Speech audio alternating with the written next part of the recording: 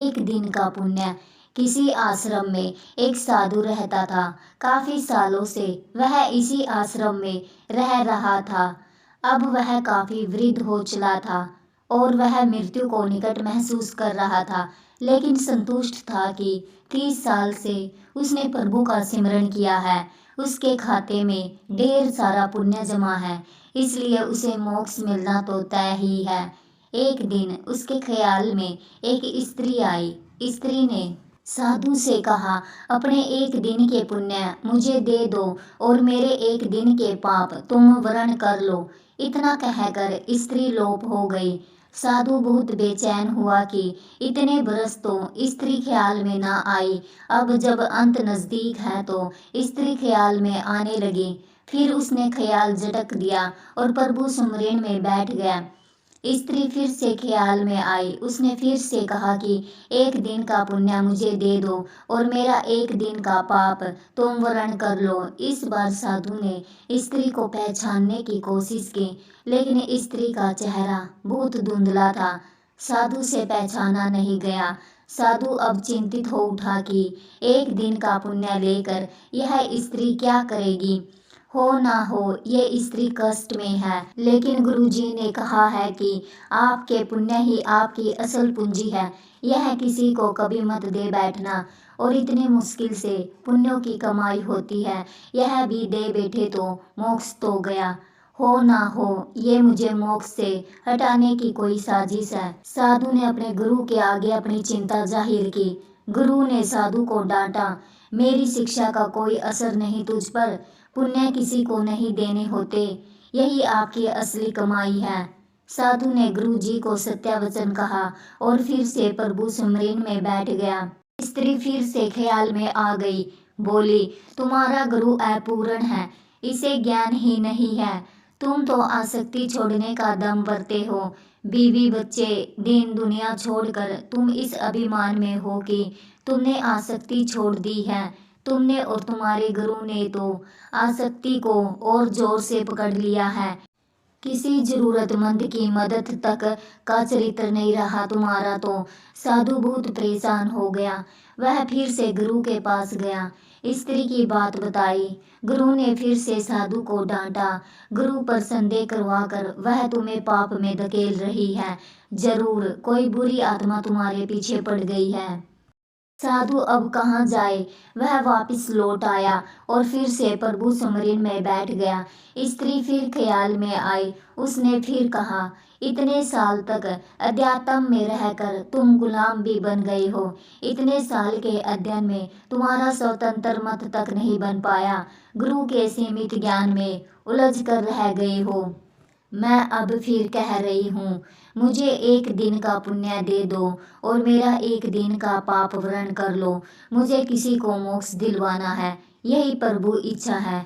साधु को अपनी अल्पज्ञता पर बहुत ग्लानि हुई। संत कहता है कि पुण्य किसी को मत दो और धर्म कहता है जरूरतमंद की मदद करो। यहाँ तो फंस गया। गुरु भी कोई राह नहीं दे रहे, लेकिन स्त्री मोक्ष किसको दिलवाना चाहती है। साधु को एक युक्ति सूझी, जब कोई राह ना दिखे तो प्रभु से तार जोड़ो, प्रभु से राह जानो, प्रभु से ही पूछ लो कि उसकी रजा क्या है। उसने प्रभु से उपाय पूछा। आकाशवाणी हुई। वाणी ने पूछा, पहले तो तुम ही बताओ कि तुम कौन से पुण्य पर इतरा रहे हो। साधु बोला, मैंने 30 साल प्रभु सुमरन किया है। 30 साल मैं भिक्षा पर रहा हूँ, कुछ संचय नहीं किया, त्याग को ही जीवन माना है। पत्नी बच्चे तक सब त्याग दिया। वाणी ने कहा, तुमने 30 बरस कोई उपयोगी काम नहीं किया, कोई रचनात्मक काम नहीं किया। दूसरों का कमाया और बनाया हुआ खाया। राम राम ओम नमः शिवाय जय माता की जपने से पुण्य कैसे इकट्ठे होते हैं मुझे तो नहीं पता। तुम डॉलर डॉलर रुपया रुपया जपते रहो तो क्या तुम्हारा बैंक खाता भर जाएगा। तुम्हारे खाते में शून्य पुण्य है। साधु बहुत हैरान हुआ, बहुत सदमे में आ गया, लेकिन हिम्मत करके उसने प्रभु से पूछा, फिर वह स्त्री पुण्य क्यों मांग रही है। प्रभु ने कहा, क्या तुम जानते हो वह स्त्री कौन है। साधु ने कहा, नहीं जानता, लेकिन जानना चाहता हूँ। प्रभु ने कहा, वह तुम्हारी धर्म पत्नी है, तुम जिसे पाप का संसार कहकर छोड़ आए थे। कुछ पता है वह क्या करती है? साधु की आंखें फटने लगी। उसने कहा, नहीं प्रभु, उसके बारे में मैं कुछ नहीं जानता। प्रभु ने कहा, तो सुनो, जब तुम घर से चुपचाप निकल आए थे तब वह कई दिन तुम्हारे इंतजार में रोई। फिर एक दिन संचय खत्म हो गया और बच्चों की भूख ने उसे तुम्हारे गम पोंछ डालने के लिए विवश कर दिया। उसने आंसू पोंछ दिए और नौकरी के लिए जगह जगह भटकती रही। वह इतनी पढ़ी लिखी नहीं थी, तुम बीच राह उसे छोड़ गए थे। उसे काम मिल नहीं रहा था, इसलिए उसने एक कुष्ठ आश्रम में नौकरी कर ली। वह हर रोज खुद को बीमारी से बचाती उन लोगों की सेवा करती रही जिन्हें लोग वहां त्याग जाते हैं। वह खुद को आज भी पापिन कहती है कि इसलिए उसका पति उसे छोड़कर चला गया। प्रभु ने आगे कहा, अब वह बेचैन है तुम्हें लेकर। उसे बहुत दिनों से आभास होने लगा है कि उसका पति मरने वाला है। वह यही चाहती है कि उसके पति को मोक्ष मिले, जिसके लिए वह घर से गया है। उसने बारंबार प्रभु को अर्जी लगाई है कि प्रभु, मुझ पापिन की जिंदगी काम आ जाए तो ले लो, उन्हें मोक्ष जरूर दे देना। मैंने कहा उसे कि अपना एक दिन उसे दे दो। कहती है, मेरे खाते में पुण्य कहाँ होते तो मैं एक पल ना लगाती, सारे पुण्य उन्हें दे देती। वह सुमरिन नहीं करती, वह भी यही समझती है कि सुमरिन से ही पुण्य मिलते हैं। मैंने उसे नहीं बताया कि तुम्हारे पास अथाह पुण्य जमा है, पुण्य सुमरिन से नहीं आता।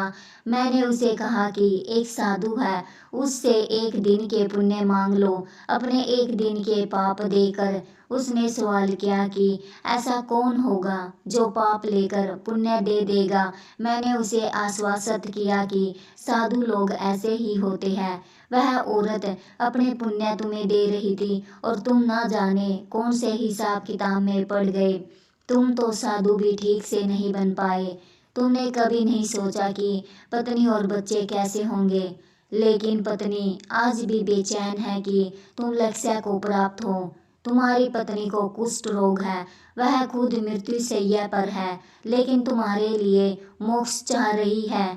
तुम सिर्फ अपने मोक्ष के लिए 30 बरस से हिसाब किताब में पड़े हो। साधु के बदन पर पसीने की बूंदें बहने लगी, सांस तेज होने लगी। साधु हड़बड़ाकर उठ बैठा, उसके माथे पर पसीना बह रहा था। उसने बाहर झांक कर देखा, सुबह होने को थी। उसने जल्दी से अपना झोला बांधा और गुरुजी के सामने जा खड़ा हुआ। गुरुजी ने पूछा, आज इतनी जल्दी भिक्षा पर? साधु बोला, घर जा रहा हूँ। गुरुजी बोले, अब घर क्या करने जा रहे हो? साधु बोला, धर्म सीखने। धर्म केवल वह नहीं कि मंदिरों की घंटी बजाए घंटों पूजा करे, मस्जिदों में जाकर नमाज पढ़े, गिरजाघरों में जाकर प्रार्थना करे, गुरु ग्रंथ साहब का पाठ करे। ये सब तो धर्म से जोड़ने व सीखने के केंद्र है। असली धर्म तो वह है किसी भूखे को खाना खिलाए, किसी अंधे को सड़क पार कराए, किसी जरूरतमंद की सहायता करे, किसी बीमार असहाय का इलाज कराए, किसी छात्र की पढ़ने में सहायता करे। यही असली धर्म है, यही असली पुण्य है। पूजा पाठ दिखावा करने से आपके पुण्य नहीं बढ़ेंगे। किसी की सच्ची मदद करेंगे तभी आपके वास्तविक पुण्य का खाता बढ़ेगा।